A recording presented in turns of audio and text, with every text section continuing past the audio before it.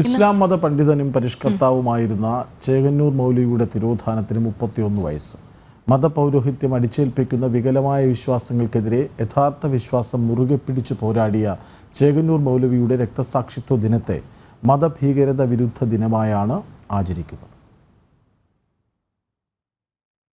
പരമ്പരാഗതമായി അനുഷ്ഠിച്ചു പോകുന്ന ഇസ്ലാം ബോധത്തിന് തിരുത്തലുകൾ ആവശ്യമാണെന്ന് നിരന്തരം പറഞ്ഞുകൊണ്ടിരുന്ന ഇസ്ലാം പണ്ഡിതൻ ചേകന്നൂർ മൗലവിയെ 1993 ജൂലൈ 29 രണ്ടംഗ സംഘം അദ്ദേഹത്തിന്റെ വീട്ടിൽ നിന്നും കൂട്ടിക്കൊണ്ടുപോവുകയായിരുന്നു. അറേബ്യൻ പാരമ്പര്യവാദികൾ കെട്ടിയുണ്ടാക്കിയ ഹദീസുകൾ വിശുദ്ധ ഖുറാനെ ദുർബലപ്പെടുത്തിയെന്ന് ചേകന്നൂർ മൗലവിയും അദ്ദേഹത്തിന്റെ സംഘടനയായ ഖുറാൻ സുന്നത്ത് സൊസൈറ്റിയും അഭിപ്രായപ്പെട്ടു. ഹജ്ജിലെ കല്ലേറിനെയും ഹദീസുകളെയും അദ്ദേഹം വിമർശിച്ചു. 5 നേരം നിസ്കരിക്കേണ്ട ആവശ്യമില്ലെന്നും മുത്തലാഖും ബാങ്ക് വിളിയും ചേലാസുന്നത്ത് കർമ്മവും ഖുറാൻ വിരുദ്ധമാണെന്നും അദ്ദേഹം പ്രസംഗിച്ചുകൊണ്ടേയിരുന്നു.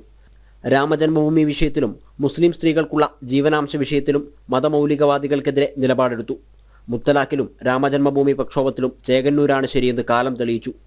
യാഥാസ്ഥിതിക ഇസ്ലാമിക പണ്ഡിതന്മാരുടെ കണ്ണിലെ കരടായി മാറിയ ചേകന്നൂർ മൗലവി ഇല്ലാതാകണമെന്ന് പലരും ആഗ്രഹിച്ചിരുന്നു. കാരണം അദ്ദേഹം പ്രസംഗിച്ചിരുന്ന ഒരുപാടിടങ്ങളിൽ പലതവണ ആക്രമിക്കപ്പെട്ടു. പക്ഷേ ഒരു ഘട്ടത്തിലും തന്റെ നിലപാടുകളിൽ നിന്ന് പിന്മാറാൻ ചേകന്നൂർ തയ്യാറായില്ല.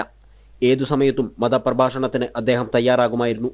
ഇത് മനസ്സിലാക്കിയ ചേകന്നൂർ ഇല്ലാതാകണമെന്ന് ആഗ്രഹിച്ചിരുന്നവർ ഒരു ദിവസം രാത്രി മതപ്രഭാഷണത്തിനെന്ന പേരിൽ അദ്ദേഹത്തെ മലപ്പുറം എടപ്പാൾ കാലടി കാവിൽപ്പടിയിലുള്ള വീട്ടിൽ നിന്ന് കൂട്ടിക്കൊണ്ടുപോയി. 1993 ജൂലൈ 29 രാത്രി 9 അത്. പിന്നീട് ചേകന്നൂരിനെ ആരും കണ്ടിട്ടില്ല. ആദ്യം ലോക്കൽ പോലീസും പിന്നീട് ക്രൈംബ്രാഞ്ചും അന്വേഷിച്ച കേസ് ഒട്ടേറെ സമര പരമ്പരകൾക്കൊടുവിൽ CBI ഏറ്റെടുത്തു. 9 പ്രതികളെ പിടികൂടി. 9 പ്രതികളിൽ 1-ാം പ്രതി VV ഹംസ സഖാഫിയെ 2011 കോടതി ശിക്ഷിച്ചു. ബാക്കി 8 പേരെയും വെറുതെ വിട്ടു. മൗലവിയെ കൊലപ്പെടുത്തി മൃതദേഹം ചുവന്ന കുന്നിൽ കുഴിച്ചിട്ടെന്ന് പ്രതികൾ മൊഴി നൽകിയിരുന്നു. തുടർന്ന് ഇവിടെ കുഴിച്ച് പരിശോധിച്ചെങ്കിലും ഒരു തെളിവും ലഭിച്ചില്ല. മൃതദേഹം കണ്ടെത്താത്തതിനാൽ മൗലവിയെ വധിച്ചു എന്നത് അനുമാനം മാത്രമാണെന്ന് വിലയിരുത്തി 2018 ഹൈക്കോടതി ഹംസയെയും കുറ്റവിമുക്തനാക്കി.